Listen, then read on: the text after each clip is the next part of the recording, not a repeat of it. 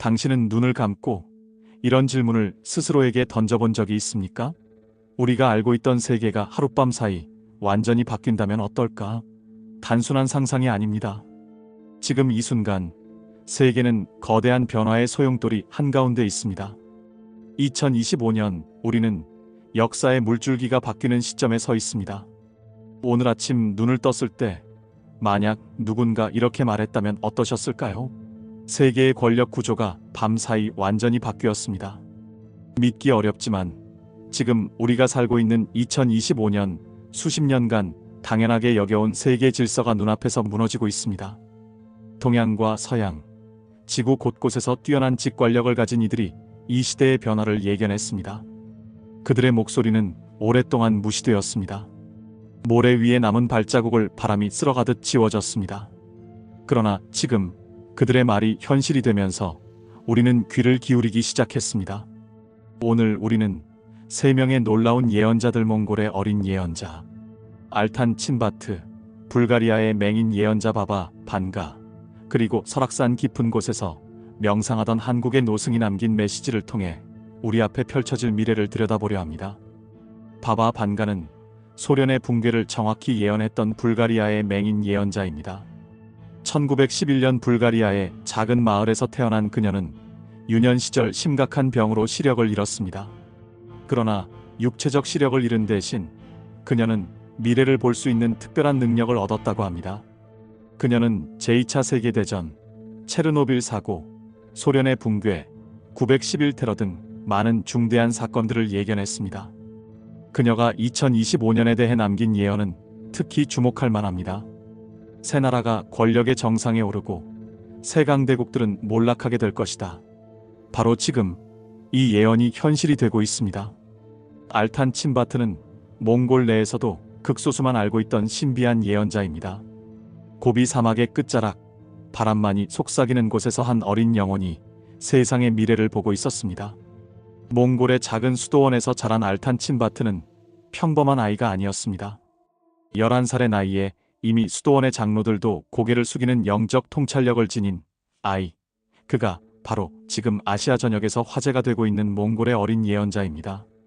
5살 때부터 그는 이미 다른 아이들과는 달랐습니다.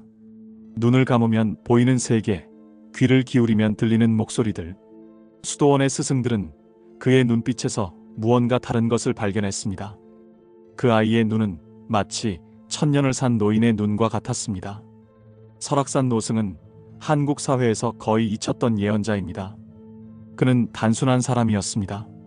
긴 수염을 가진 노인이었고 하늘과 산 사이 어딘가를 바라보는 눈빛을 지녔습니다. 설악산 정상의 한 사찰에 은둔하며 살았고 바람과 대화를 나누고 구름 속에 숨은 미래의 메아리를 들을 수 있다고 말했습니다. 그의 제자들은 그의 말을 두루마리에 기록하며 언젠가 세상이 준비되면 그 예언이 실현될 것이라 믿었습니다. 1996년 10월 안개 낀 어느 오후 그는 이상한 메시지를 남겼습니다. 눈을 감고 떨리는 목소리로 이렇게 말했습니다. 한 지도자가 나라의 옷을 입겠지만 쇠의 무게를 짊어질 것이다. 그의 외침은 크게 메아리칠 것이며 그의 행위는 바람의 흐름을 흐트러뜨릴 것이다. 그가 쓰러질 때 애도는 없고 오직 새로운 숨결의 소리만이 있으리라. 그 시절에는 아무도 이해하지 못했습니다. 누구도 신경 쓰지 않았습니다. 나라는 다른 방향을 향하고 있었고 사람들의 관심은 기술의 발전과 성장하는 경제, 과거를 잊고 싶어하는 현대세대의 꿈에 쏠려 있었습니다.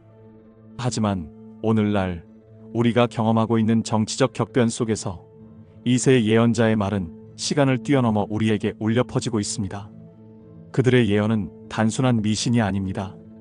그것은 역사의 패턴을 읽고 현재의 징후를 파악하며 다가올 미래를 준비하라는 지혜의 메시지입니다. 역사학자 아놀드 토인비는 역사는 반복되지 않지만 운율은 존재한다고 말했습니다. 우리는 그 운율을 듣고 이해하려 노력해야 합니다. 변화의 물결은 이미 시작되었고 준비된 이들만이 이 파도에서 살아남을 것입니다. 당신의 저축은 안전합니까? 가족의 미래는 어떻게 될까요? 우리가 아는 대한민국의 위치는 바뀔 수 있을까요? 두려워 마십시오. 지식은 힘입니다. 변화를 먼저 읽은 사람에게는 이 혼돈의 시기가 위기가 아니라 기회가 될 것입니다. 인류 역사를 살펴보면 하나의 명확한 진리가 보입니다. 모든 제국은 언젠가 몰락합니다. 로마 제국을 생각해 보세요. 1000년 동안 세계를 지배했던 그들이 결국 무너졌습니다. 무적의 군대, 완벽한 법률 체계, 뛰어난 건축물, 그 모든 것이 역사 속으로 사라졌습니다. 오스만 제국은 어떨까요? 3대륙을 아우르며 600년간 지속된 강력한 제국이었습니다. 보스포루스의 교차로를 장악하고 군사적으로 유럽을 위협했으나 결국 내부 분열과 혁신의 실패로 무너졌습니다. 그리고 우리 시대에는 소련이 있었습니다. 핵 초강 대국이자 우주 경쟁의 선두주자였던 나라가 단 몇 년 만에 무너졌습니다. 이 모든 강대국들의 몰락에는 공통된 패턴이 있습니다. 그들은 너무 강해서 무너진 것이 아닙니다. 오히려 내부에서부터 약해졌기 때문입니다. 역사학자들은 이를 권력의 순환이라고 부릅니다. 모든 강대국은 성장기, 전성기, 그리고 쇠퇴기를 거칩니다. 마치 계절의 변화처럼 자연스러운 현상입니다. 강대국이 쇠퇴하는 주요 원인 중 첫 번째는 내부 안정성입니다. 국민들이 정부를 신뢰하고 사회 구성원들이 서로를 신뢰할 때 국가는 강해집니다.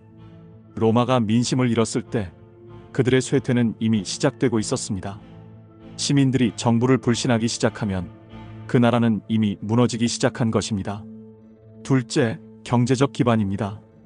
아무리 군사력이 강해도 경제가 무너지면 국가는 생존할 수 없습니다. 소련은 군비 경쟁에서 승리하기 위해 경제를 희생했고 결국 그 대가를 치렀습니다. 경제의 근간이 튼튼해야 국가의 모든 시스템이 작동합니다.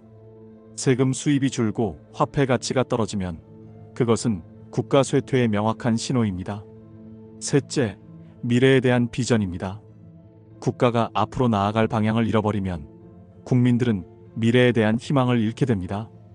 청년들이 조국의 미래를 믿지 못하고 해외로 떠나기 시작할 때 그 국가의 미래는 불투명해집니다.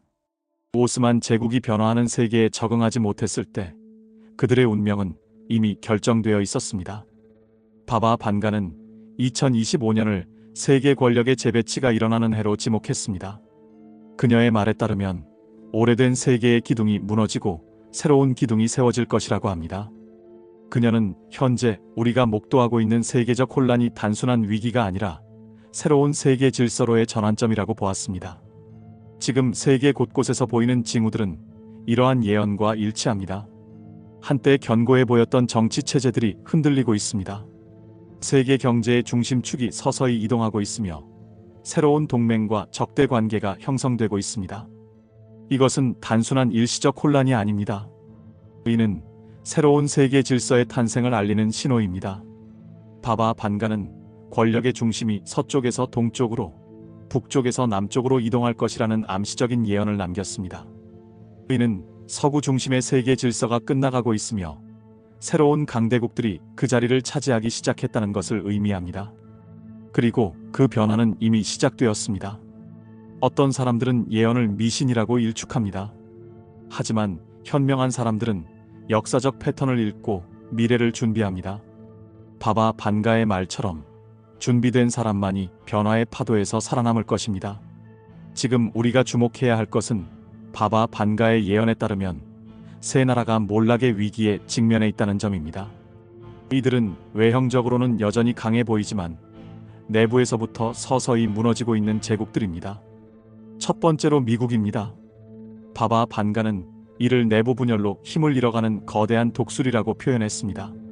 한때 의심할 여지 없는 세계 최강 대국이었던 미국은 이제 심각한 내부적 분열에 직면해 있습니다.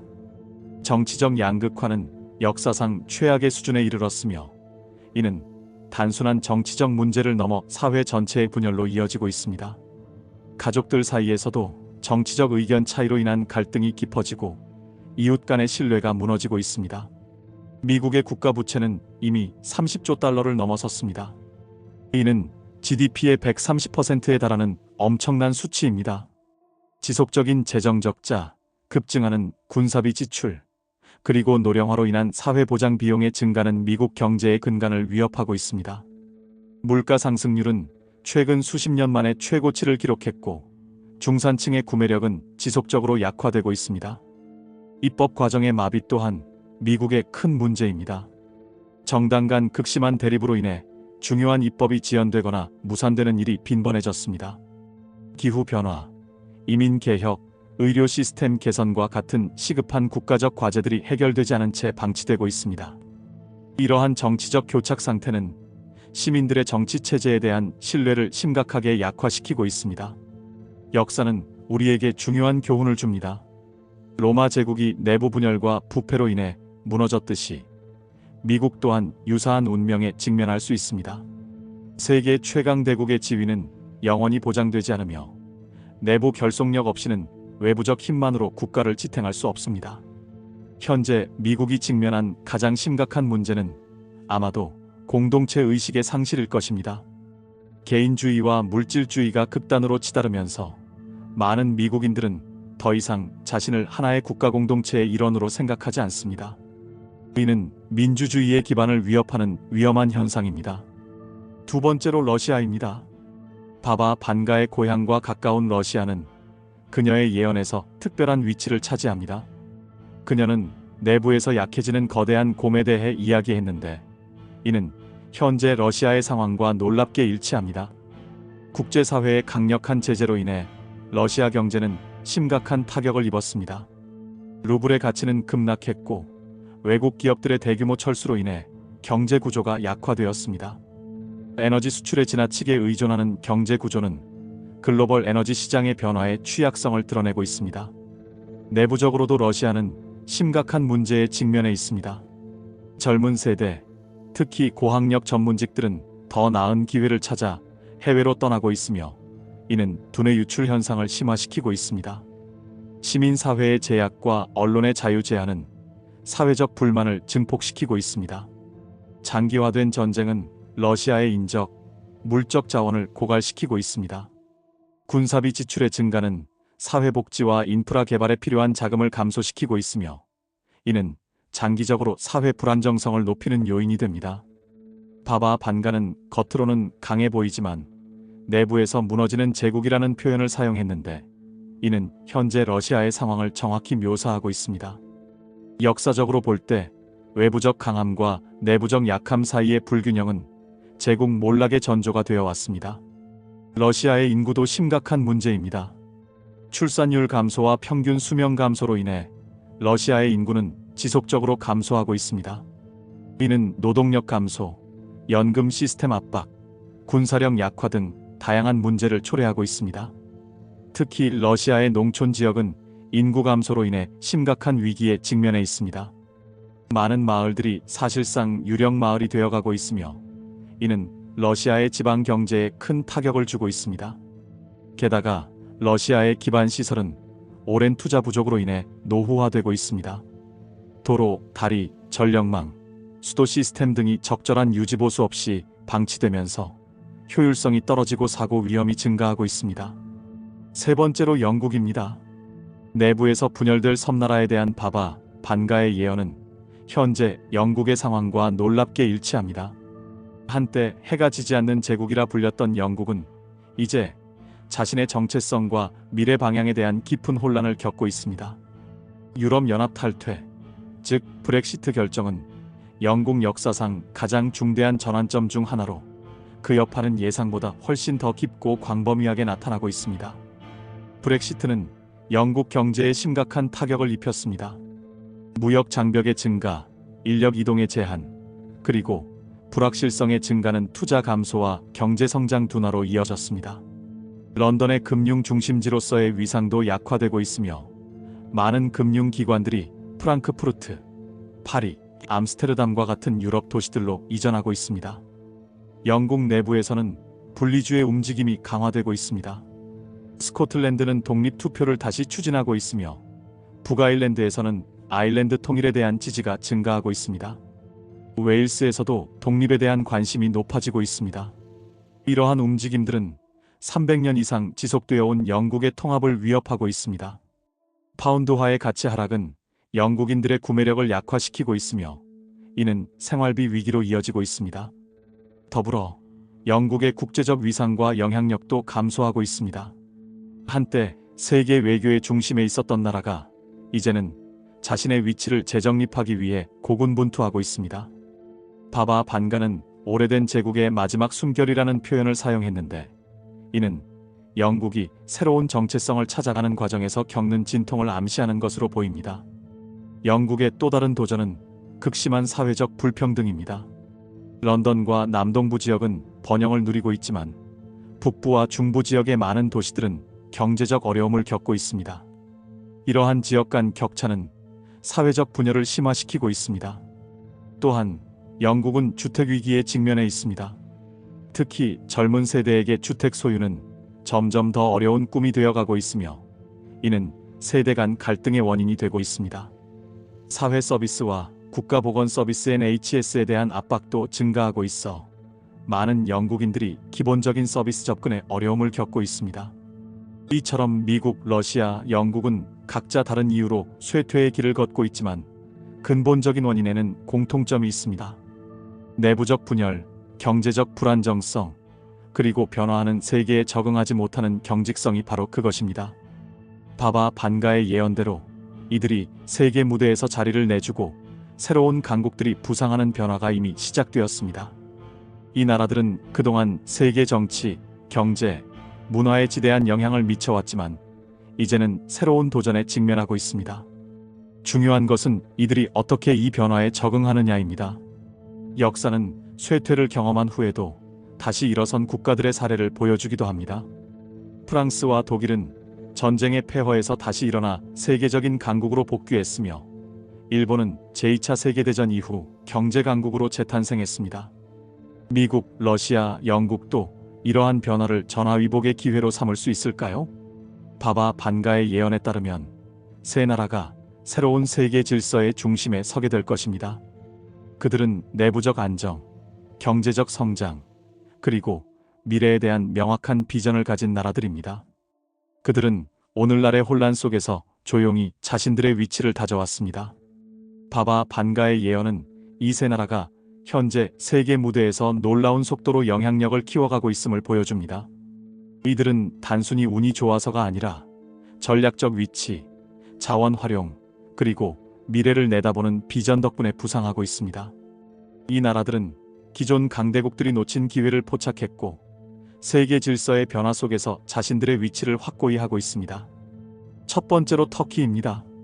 세계의 교차로라 할 수 있는 유라시아의 전략적 위치에 있는 터키는 더 이상 단순한 지역 강국이 아닙니다. 유럽, 아시아, 중동을 연결하는 전략적 위치에 있는 이 나라는 오랫동안 문명의 교차로라 불려왔습니다. 하지만 이제 터키는 단순한 연결 역할을 넘어 세계 정치의 주요 플레이어로 발돋움하고 있습니다. 터키의 지정학적 위치는 무역, 에너지, 안보 측면에서 비교할 수 없는 이점을 제공합니다. 보스포루스 해협을 통제함으로써 터키는 흑해와 지중해 사이의 해상 교통을 장악하고 있습니다. 이 위치는 터키가 강대국들 사이에서 중재자 역할을 할 수 있게 해주었습니다. 최근 터키는 이 지리적 이점을 최대한 활용하여 러시아, 중국, 유럽연합, 미국 사이에서 자신만의 독립적인 외교 정책을 펼치고 있습니다. 군사 분야에서 터키의 발전은 눈부십니다. 자체 개발한 바이락타르 드론은 이미 여러 전장에서 그 효율성을 입증했으며 세계 무기 시장에서 큰 인기를 끌고 있습니다. 터키는 또한 자체 전투기, 탱크, 함선을 개발하는 프로젝트에 막대한 투자를 하고 있습니다. 바바 반가는 동서양의 경계에서 군사적 힘을 키워가는 나라에 대해 언급했는데, 이는 정확히 터키의 현재 모습과 일치합니다. 에너지 안보 측면에서도 터키는 큰 진전을 이루고 있습니다. 흑해에서 발견된 대규모 천연가스 매장지는 터키의 에너지 독립을 크게 앞당길 것입니다. 터키는 또한 러시아, 아제르바이잔, 이란으로부터 가스를 수입하여 유럽으로 공급하는 주요 에너지 허브로 자리매김하고 있습니다. 이러한 에너지 정책은 터키에게 단순한 경제적 이익을 넘어 강력한 지정학적 영향력을 제공합니다. 터키의 문화적 영향력도 눈여겨볼 만합니다. 터키는 이슬람 세계에서의 문화적, 종교적 영향력을 확대하고 있습니다. 오스만 제국의 계승자로서 터키는 발칸 반도에서 중앙아시아까지 과거 오스만의 영향력이 미쳤던 지역에서 소프트 파워를 키워가고 있습니다. 터키 드라마와 영화들은 중동과 발칸 지역에서 큰 인기를 끌고 있으며 터키어 학습 또한 증가 추세에 있습니다. 모든 성공에도 불구하고 터키는 여전히 많은 도전에 직면해 있습니다. 내부적 정치 갈등, 높은 인플레이션, 리라화의 약세, 그리고 이웃 국가들과의 복잡한 관계 등이 그것입니다.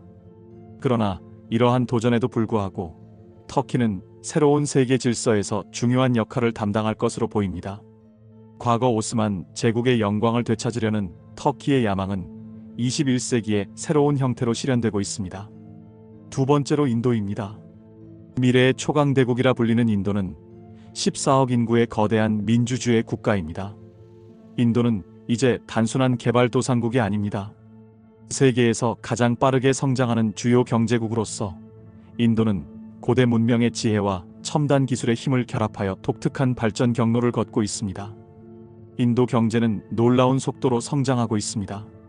8% 가까운 GDP 성장률로 인도는 이미 올해 세계 3위 경제대국이 되었습니다. 인도의 중산층은 급속히 확대되고 있으며 이는 엄청난 소비 시장을 형성하고 있습니다. 바바 반가는 동방에서 일어나는 거인에 대해 언급했는데 이는 인도의 경제적 부상을 정확히 묘사하고 있습니다. 기술 혁신 측면에서 인도의 성과는 눈부십니다. 방갈로르, 하이드라바드, 푸네와 같은 도시들은 세계적인 기술 허브로 성장했습니다.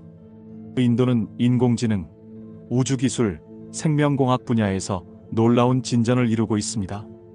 인도의 우주 프로그램은 최근 달 남극의 착륙선을 성공적으로 착륙시키는 쾌거를 이루었으며 화성 탐사 계획도 진행 중입니다. 인도의 저비용 고효율 우주기술은 세계의 주목을 받고 있습니다. 인도의 강점 중 하나는 영성과 현대성의 결합입니다. 요가, 아유르베다와 같은 고대의 지혜는 현대 인도인들의 일상에 깊이 통합되어 있습니다. 이러한 전통적 가치는 급속한 현대화 과정에서도 인도 사회의 안정감을 제공하고 있습니다. 바바 반가는 고대의 지혜와 미래의 기술이 만나는 곳에서 새로운 힘이 나타날 것이라고 예언했는데 이는 인도의 현재 상황과 놀랍게 일치합니다. 인도의 젊은 인구 구조 또한 큰 강점입니다. 평균 연령 29세의 젊은 나라로서 인도는 앞으로 수십 년간 인구 보너스 효과를 누릴 것입니다. 이러한 젊은 인력은 디지털 시대의 적응력에 뛰어나며 인도의 지속적인 성장을 뒷받침할 것입니다. 그러나 인도 역시 많은 도전에 직면해 있습니다. 심각한 소득 불평등, 환경 문제, 인프라 부족, 그리고 종교적 갈등이 그것입니다.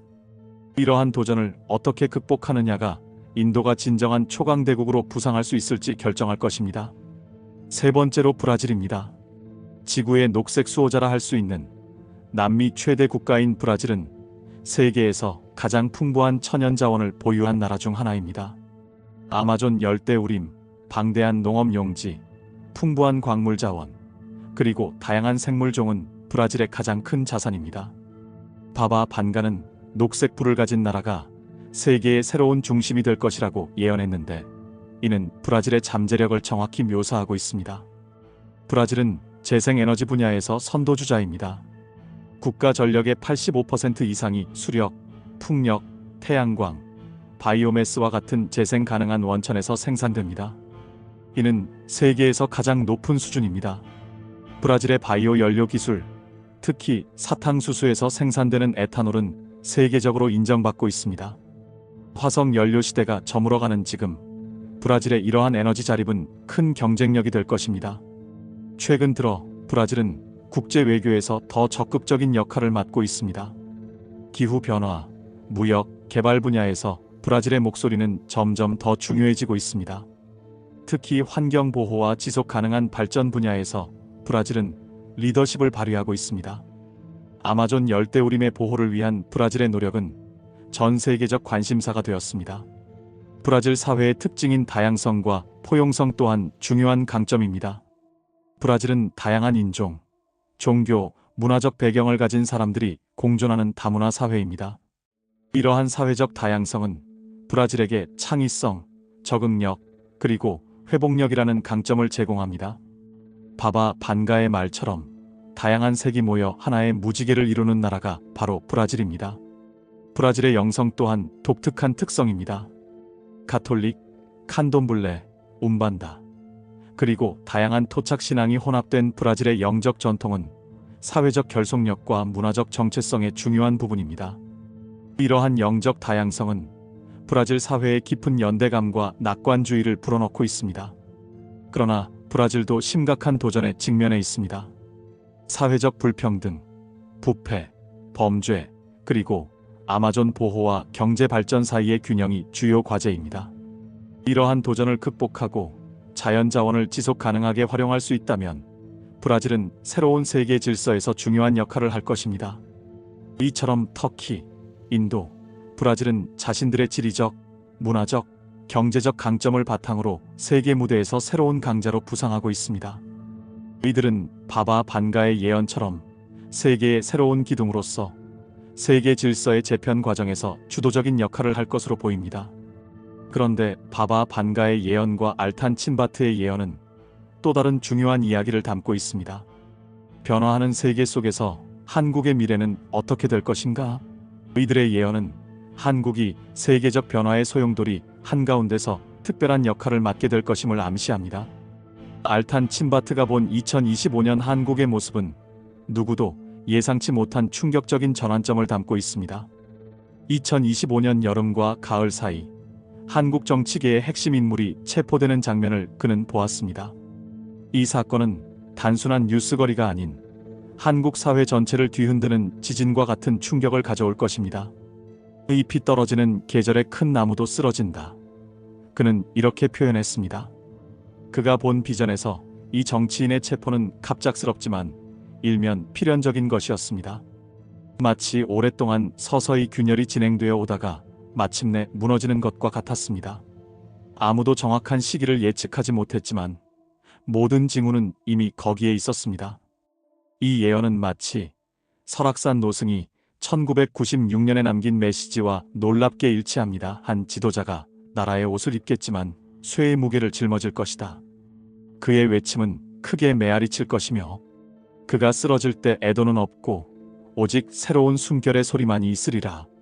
그 시절에는 아무도 이해하지 못했습니다. 누구도 신경 쓰지 않았습니다. 하지만 오늘 우리가 경험하고 있는 정치적 격변 속에서 이 예언은 새로운 의미로 다가옵니다.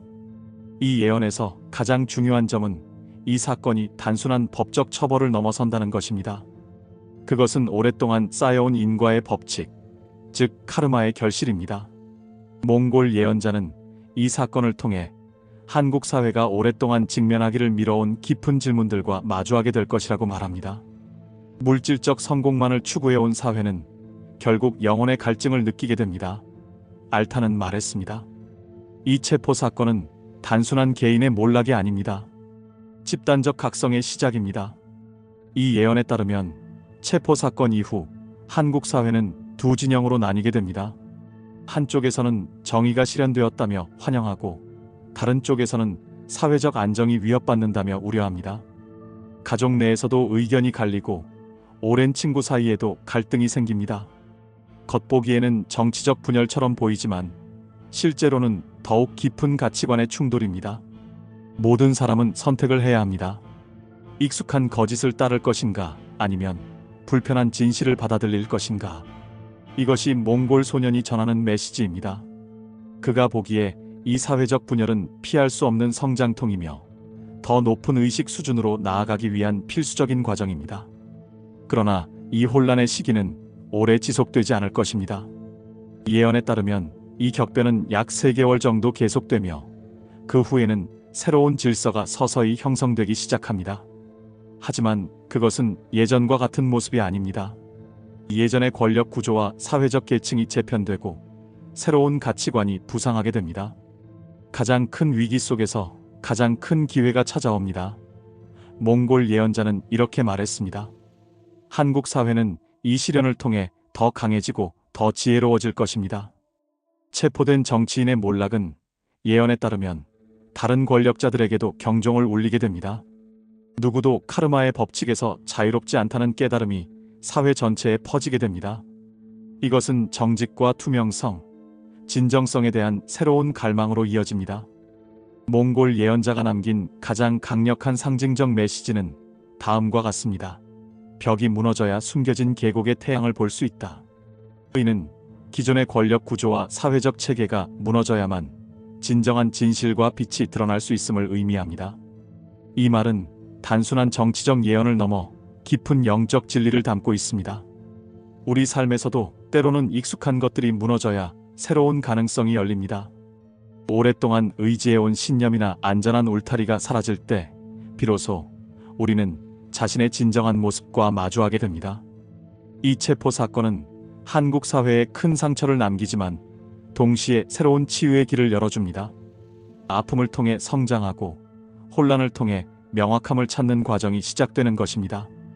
몽골 예언자가 본 비전은 이 모든 과정이 궁극적으로 한국 사회의 영적 각성으로 이어진다는 것을 보여줍니다. 그러나 기존 권력 구조의 붕괴는 단지 시작에 불과합니다. 그 빈자리를 누가 채울 것인가? 혼돈 속에서 예상치 못한 곳에서 새로운 지도자가 등장하기 시작합니다. 동쪽 끝에서 불어오는 새로운 바람처럼 지금까지와는 완전히 다른 에너지를 가진 인물이 서서히 한국 사회의 중심으로 걸어들어오고 있습니다. 정치적 격변과 사회적 혼란이 최고조에 달했을 때 누군가가 조용히 무대에 등장합니다. 몽골 예언자는 이 인물을 동풍의 사람이라고 불렀습니다. 동쪽에서 불어오는 신선한 바람처럼 그는 기존의 모든 틀을 깨고 한국 사회에 새로운 에너지를 불어넣기 시작합니다. 이 인물의 가장 놀라운 점은 그가 정치적 권력을 얻는 방식입니다. 선거나 지명, 혹은 정치적 연합을 통해서가 아닙니다. 그는 마치 물이 낮은 곳으로 흐르듯 자연스럽게 사람들의 마음속으로 스며듭니다. 그의 영향력은 정서적, 영적 공명을 통해 확산됩니다. 사람들은 그의 말에서 진실을, 그의 행동에서 일관성을, 그의 눈빛에서 깊은 지혜를 발견합니다. 그는 말하지 않아도 들리게 하고 보여주지 않아도 보이게 합니다. 이것이 몽골 예언자가 그를 묘사한 방식입니다. 정치인들이 화려한 수사와 거창한 공약으로 사람들을 현혹할 때 그는 침묵과 행동으로 사람들의 마음을 움직입니다. 한마디 말보다 그의 존재 자체가 더 큰 메시지를 전달합니다. 그는 어떻게 그토록 깊은 영향력을 발휘할 수 있을까요? 비밀은 의식의 높이에 있습니다. 분열된 사회에서 그는 모든 사람의 공통된 관심사와 가치에 초점을 맞춥니다. 갈등 속에서도 그는 항상 더 높은 관점에서 상황을 바라봅니다. 그는 정치적 대립을 넘어 모든 사람이 공유하는 인간성과 영적 갈망에 호소합니다. 그의 목소리는 작지만 그 울림은 산을 움직입니다. 이것이 그를 만난 사람들의 공통된 증언입니다. 그는 연설 기술이나 카리스마가 아닌 진정성 있는 존재감으로 사람들을 사로잡습니다. 그의 말 한마디 한마디에는 삶의 경험과 깊은 성찰이 담겨 있습니다. 그는 말하기 전에 먼저 귀 기울여 듣고 가르치기 전에 먼저 배우는 사람입니다. 이 동풍의 사람은 기존 정치 체제의 모든 관념을 깨뜨립니다. 그는 어떤 정당에도 속하지 않고 어떤 이데올로기도 대변하지 않습니다. 오히려 그는 정치적 스펙트럼을 넘어선 새로운 공존 모델을 제시합니다. 그에게 있어 중요한 것은 좌우의 대립이 아니라 위아래의 연결입니다.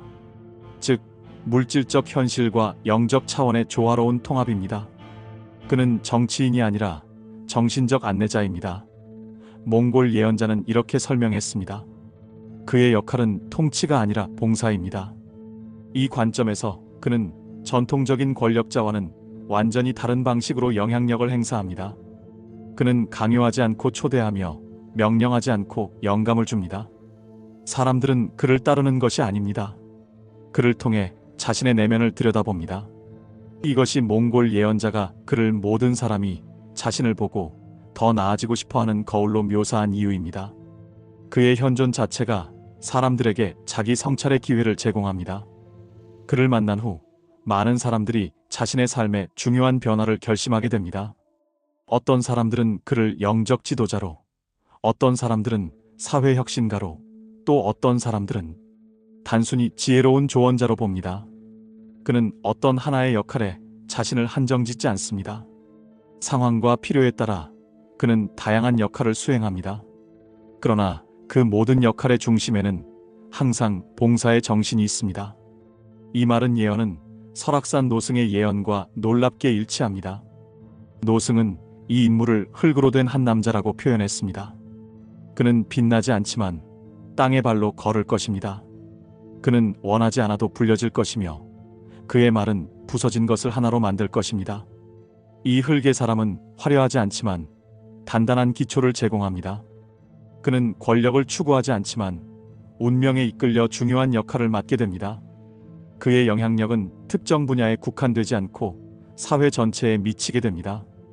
그러나 진정한 평화와 번영의 시대가 오기 전에 한국은 먼저 가장 깊은 상처와 마주해야 합니다. 몽골 예언자의 비전은 여기에서 가장 도전적인 국면을 맞이합니다. 아무리 지혜로운 지도자가 등장하더라도 한국이 직면해야 할 가장 큰 과제가 있습니다. 바로 수십 년간 지속된 민족의 분단입니다. 진정한 치유와 통합의 여정은 이 오래된 상처를 직면하는 것으로부터 시작됩니다. 한국 사회가 내부적 변화를 겪는 동안 몽골 예언자는 더욱 큰 시험이 다가오는 것을 보았습니다. 그의 환상 중 가장 강렬한 장면은 붉은 깃발과 파란 깃발이 불꽃 속에서 충돌하는 모습이었습니다. 북한의 붉은색과 남한의 파란색이 타오르는 불꽃 속에서 서로를 향해 달려가는 이 이미지는 한반도의 긴장이 고조되는 순간을 상징합니다. 불꽃 속에서 두 깃발이 만날 때 모든 것이 균형의 끝에 서게 됩니다. 몽골 예언자는 이렇게 말했습니다. 그가 본 비전에서 남북한 사이의 갈등은 단순한 정치적 충돌이 아니라 영적 차원에서 시험되었습니다. 수십 년간 쌓여온 불신과 두려움, 분노가 마침내 표면 위로 터져나오는 순간이었습니다. 이 환상에서 가장 놀라운 부분은 위기의 순간에 일어나는 일입니다. 군사적 충돌이 불가피해 보이는 바로 그 순간, 갑자기 차가운 바람이 불어와 불꽃을 잠재웁니다. 몽골 예언자는 이 바람을 보이지 않는 손길로 묘사했습니다. 마치 무형의 영적 힘이 개입하여 전쟁을 막는 것 같았습니다. 사람들은 이것을 우연이나 외교적 성공으로 볼 것입니다. 하지만 그것은 더 높은 차원의 개입입니다. 그는 이렇게 설명했습니다. 그가 보기에 이 위기의 해결은 인간의 노력만으로는 불가능한 일이었습니다. 수많은 영혼들의 기도와 열망이 모여 이루어낸 기적과도 같은 사건이었습니다. 위기가 지나간 후 몽골 예언자는 놀라운 화해의 장면을 보았습니다. 그의 비전에서 남북한의 지도자들이 오래된 나무 아래에서 같은 물을 나누어 마시는 모습이 나타났습니다. 이 나무는 한반도의 공통된 역사와 문화적 뿌리를 상징하며 물은 생명과 재생의 상징입니다. 이 이미지는 오랜 적대감이 마침내 해소되고 진정한 화해의 시작을 알리는 중요한 포인트입니다. 그들은 처음에는 조심스럽게 물을 마십니다. 그러나 같은 물을 마신 후에는 서로의 눈을 직접 바라볼 수 있게 됩니다. 몽골 예언자의 이 말은 화해가 하루아침에 이루어지지 않으며 작은 신뢰 구축 조치부터 시작된다는 것을 암시합니다. 처음에는 불편하고 어색하지만 점차 서로를 인간으로서 인식하기 시작하면서 진정한 대화의 길이 열립니다. 이 화해의 과정은 단순히 정치적 합의나 경제적 협력을 넘어섭니다. 예언자가 강조한 것은 심리적, 정서적, 영적 차원의 화해입니다. 수십 년간 쌓인 상처와 트라우마를 치유하는 과정 없이는 진정한 통합이 불가능하다는 것이 그의 메시지입니다. 상처를 감추는 것은 치유가 아닙니다. 상처를 직면하고 그것을 통해 성장해야 합니다. 이것이 몽골 예언자가 남긴 중요한 교훈입니다. 남북한이 단순히 과거를 묻어버리는 것이 아니라 함께 그것을 마주하고 받아들이며 승화시켜 나가는 과정이 필요하다는 것입니다. 몽골 예언자의 중심 메시지는 이렇습니다. 과거의 상처를 태워 없애야만 진정한 화해가 꽃필 수 있다. 이는 아픔을 부정하거나 무시하는 것이 아니라 그것을 인정하고 받아들인 후 승화시키는 과정을 의미합니다. 불이 물질을 정화하듯이 우리의 상처도 적절히 직면하고 처리할 때 새로운 시작의 밑거름이 될 수 있습니다. 이 화해의 과정은 점진적이면서도 불가역적입니다. 작은 신뢰 구축 조치들이 모여 더 큰 변화로 이어지고 결국 분단의 벽을 허무는 결정적인 순간에 도달합니다. 몽골 예언자는 이 과정이 쉽지 않을 것이라고 경고했지만 동시에 그것이 가능하다는 희망의 메시지도 전했습니다. 두 형제가 등을 돌리고 있다가 마침내 서로를 바라보게 될 때 그들은 자신들이 얼마나 닮았는지 깨닫게 됩니다. 이 비유는 남북한이 오랜 대립에도 불구하고 공유하는 문화적, 역사적 유산이 여전히 강력하다는 것을 상기시킵니다. 이념적 차이 아래에는 공통된 가치와 전통이 흐르고 있습니다. 한반도의 화해와 통합이 진행되는 동안 주변 국가들도 이 역사적 변화를 주시하게 됩니다. 그러나 몽골 예언자의 비전은 이웃 나라들, 특히 일본과 중국이 자신들만의 도전에 직면하게 될 것임을 보여줍니다. 한국이 내적 정화와 치유의 과정을 겪는 동안 동아시아의 다른 강대국들은 그들만의 운명의 길을 걷게 됩니다. 한반도의 변화의 바람이 불어오는 동안 그 주변국들도 거대한 변화의 소용돌이에 휩싸이게 됩니다. 몽골 예언자의 비전은 동아시아 전체가 근본적인 변혁기를 맞이하게 될 것을 보여줍니다. 특히 일본과 중국 두 강대국의 운명에 관한 그의 예견은 매우 구체적이고 강렬합니다. 일본은 자연의 힘과 대면하게 됩니다. 몽골 예언자의 비전에서 섬나라는 일련의 자연재해에 직면합니다. 지진, 해일, 화산 활동이 연이어 일어나며 이는 단순한 물리적 파괴를 넘어 일본 사회의 근간을 흔들게 됩니다. 오랫동안 물질적 풍요와 기술적 진보에 의존해온 사회 구조가 흔들리기 시작합니다. 땅이 흔들릴 때 인간이 쌓아올린 모든 것도 함께 흔들립니다. 몽골 예언자는 이렇게 표현했습니다. 자연재해는 물리적 피해를 넘어 일본 사회의 심리적, 영적 차원에까지 영향을 미칩니다.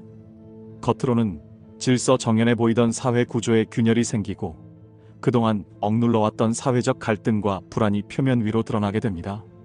한편 중국의 도전은 다른 형태로 나타납니다. 몽골 예언자는 거대한 중국 제국이 내부적 혼란에 직면하는 모습을 보았습니다. 급속한 경제 성장과 물질적 번영 이면에 숨겨져 있던 사회적, 도덕적 문제들이 한꺼번에 분출되는 시기가 찾아옵니다. 거대한 용이 자신의 꼬리를 물기 시작했습니다. 이것이 몽골 예언자가 중국의 상황을 묘사한 방식입니다. 그가 본 비전에서 중국은 내부적 모순과 갈등으로 인해 스스로를 소진하기 시작합니다. 경제적 불안정성, 환경 문제, 사회적 불평등, 그리고 정치적 긴장이 복합적으로 작용하여 전례 없는 위기를 초래합니다.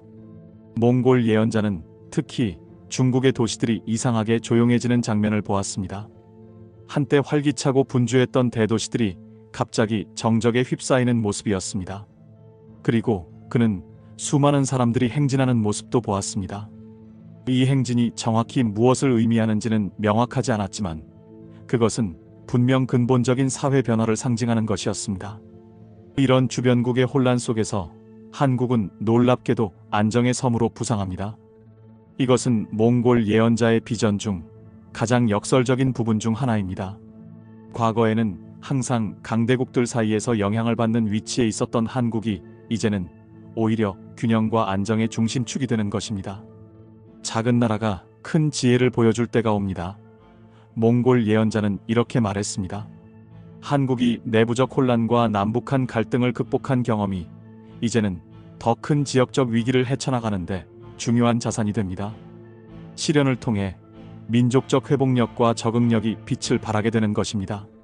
한국 사회는 물질과 정신의 균형, 전통과 현대의 조화, 개인과 공동체의 상생을 이루어내며 혼란에 빠진 이웃 국가들에게 새로운 모델을 제시합니다. 이것은 단순한 경제적, 정치적 성공을 넘어선 영적, 문화적 성취입니다. 한국은 집단적 정신 건강과 사회적 조화의 본보기가 됩니다. 힘든 시기를 겪은 자만이 진정한 평화의 가치를 압니다. 몽골 예언자의 이 말은 한국의 역사적 경험이 어떻게 새로운 강점으로 변모하는지를 보여줍니다. 식민지, 전쟁, 분단, 독재, 경제 위기 등 수많은 시련을 겪어온 한국 사회가 이제는 그 경험함을 지혜로 승화시키는 단계에 이른 것입니다. 이러한 변화는 동아시아 전체의 역학관계에 근본적인 변화를 가져옵니다. 몽골 예언자는 이것을 아시아의 새로운 질서로 표현했습니다. 기존의 군사력, 경제력 중심의 국제 질서가 서서히 변화하여 영적 가치와 문화적 영향력이 더 중요한 요소로 부상하게 됩니다. 칼을 든 자가 아니라 지혜를 품은 자가 새 시대를 이끌 것입니다. 이것이 몽골 예언자의 핵심 메시지입니다. 물리적 힘이나 물질적 부가 아니라 내면의 균형과 지혜, 그리고 영적 성숙도가 진정한 영향력의 원천이 되는 시대가 도래한다는 것입니다. 이 모든 변화 속에서 한국은 단순한 방관자가 아닌 적극적인 참여자로 자리매김합니다. 그러나 이것은 시작에 불과합니다. 몽골 예언자의 비전 중 가장 놀라운 부분은 아직 남아 있습니다. 그가 본 한국의 궁극적인 역할은 2034년에 펼쳐질 더 위대한 역할이 기다리고 있습니다. 몽골 예언자의 비전에서 가장 놀라운 부분은 2034년에 펼쳐질 한국의 모습입니다. 그가 본 미래에서 한국은 단순한 아시아의 작은 나라가 아닌 세계의 영적 중심지로 부상합니다. 이것은 세계 각국의 정치적, 경제적 힘의 균형이 변화하는 것을 넘어선 더 깊은 차원의 변화를 의미합니다. 2034년은 몽골 예언자가 세계적 각성의 해라고 부른 시기입니다. 이 해에 한국은 정치적 영향력이 아닌 진정성과 영적 차원에서 중심적 역할을 맡게 됩니다. 그의 비전에서 한국은 마치 세계의 심장처럼 영적 에너지를 펌프질하는 역할을 합니다. 지리적으로는 작은 나라이지만 그 영향력은 전 세계로 퍼져나갑니다. 한류 대중문화로 시작된 한국의 문화적 영향력은 이제 한국식 정신문화라 부를 수 있는 영적, 철학적 영향력으로 진화합니다. 한국의 독특한 역사적 경험 마이너스 식민지, 전쟁, 분단, 빠른 산업화와 민주화의 과정, 이 모든 것이 깊은 집단적 지혜로 승화되어 세계와 공유됩니다. 몽골 예언자는 이 현상을 설명하기 위해 12개의 바람이라는 개념을 사용했습니다. 그의 비전에서 세계 각지에서 불어오는 12개의 서로 다른 바람이 있습니다. 각각의 바람은 하나의 가치나 에너지를 상징합니다. 마이너스 연민, 용기, 용서, 비전, 창의성, 조화, 지혜, 정의, 평화, 희생, 겸손, 그리고 사랑. 이 12개의 바람이 모두 한국을 향해 불어옵니다. 마치 한국이 지구의 영적 자석과 같은 역할을 하는 것입니다. 세계의 모든 방향에서 불어오는 바람들이 한 점에서 만날 때 그곳에서 새로운 세계가 탄생합니다. 몽골 예언자의 이 말은 한국이 다양한 세계관과 가치관이 조화롭게 통합되는 장소가 될 것임을 암시합니다. 그러나 한국은 단순히 이러한 에너지를 받기만 하는 것이 아닙니다. 그것을 변형시키고 다시 세계로 내보내는 역할을 합니다. 마치 신장이 몸 전체에서 혈액을 받아 정화한 후 다시 순환시키는 것처럼 한국은 세계의 다양한 영적 에너지를 받아들여 정화하고 강화한 후 다시 세계로 전달합니다. 한국은 세계적 조화의 상징이 됩니다. 동양과 서양, 전통과 현대, 물질과 정신 사이의 균형을 이루는 모델로서 주목받게 됩니다. 한국만의 독특한 경험 마이너스 강대국 사이에서 생존해온 역사, 극심한 가난에서 번영으로의 여정, 독재에서 민주주의로의 전환 마이너스 이 모든 것이 이제는 세계가 배울 수 있는 지혜의 원천이 됩니다. 몽골 예언자의 최종 통찰은 다음과 같습니다. 세계는 둥글지만 그 축은 마음이 있는 곳으로 움직인다. 이것은 진정한 힘이 외적인 것이 아니라 내면의 질에서 온다는 것을 의미합니다. 한국이 세계의 중심이 되는 것은 군사력이나 경제력 때문이 아닙니다. 그 민족이 발전시킨 내적 자질, 영적 성숙도 때문입니다. 한국의 역사적 상처들, 마이너스 식민 지배의 기억, 전쟁의 상처, 분단의 아픔 마이너스 이 모든 것이 이제는 세계에 희망을 전하는 이야기로 변모됩니다. 몽골 예언자는 이것을 아픔에서 피어나는 꽃이라고 표현했습니다. 한국의 아름다움은 그 고통의 깊이에서 솟아오르는 것입니다. 설악산 노승의 예언도 이와 유사한 메시지를 담고 있습니다. 그는 이 시기를 수호자의 시간이라 불렀습니다. 한국이 다시 영적 사명을 되찾고 위기에 빠진 다른 나라들에게 등불이 되는 시기입니다. 그는 이를 두 세계 사이의 다리, 경쟁과 조급함, 허영으로 가득한 세상과 겸손과 경청, 연민으로 이끌리는 새로운 세상 사이의 전환기라고 묘사했습니다. 그의 예언에 따르면 이 시대에는 지도자가 투표가 아닌 진동으로 선택될 것이라고 합니다. 진정한 인도자는 구호가 아니라 그 존재의 순수함으로 알아보게 될 것이라고 말합니다. 세상의 피로를 어깨에 짊어지면서도 조용한 눈빛을 간직한 사람, 그런 사람이 곧 지도자가 될 것이라고 합니다. 바바 반가의 예언 역시 이러한 변화의 가능성을 암시합니다. 그녀는 눈에 보이지 않는 힘이 세상을 바꿀 것이라고 말했습니다. 그것은 군사력이나 경제력이 아닌 영성과 도덕적 통찰일 수 있습니다. 인간 본연의 가치를 지키고 공동체를 소중히 여기며 자연과 조화를 이루려는 삶의 태도가 곧 새로운 시대의 기준이 될 것입니다. 우리는 지금 역사의 중대한 전환점에 서 있습니다. 몽골의 어린 예언자가 본 비전은 단순한 미래 예측이 아닌 우리 모두에게 주어진 가능성과 책임에 관한 메시지입니다. 그의 예언이 실현되는 것은 정해진 운명이 아닙니다. 우리 각자의 선택에 달려 있습니다. 당신은 어둠과 혼란의 일부가 되겠습니까? 아니면 균형과 조화를 가져오는 바람의 일부가 되겠습니까? 지금 이 순간 그 선택은 당신의 손에 달려 있습니다.